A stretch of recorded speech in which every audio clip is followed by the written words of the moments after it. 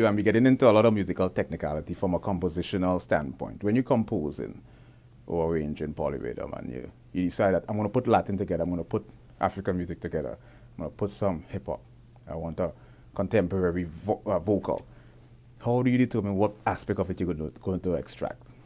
It just depends on the song. Ways you can play the instrument. Like one is where you have this kind of Billy Chin.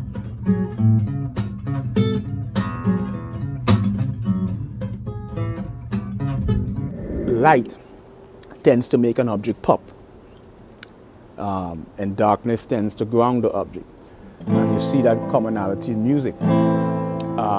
Like primarily in the 1-4-5 blues progression.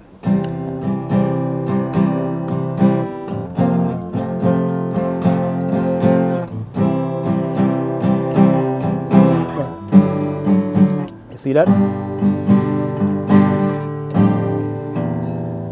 That's a poor rendition. Here's an example.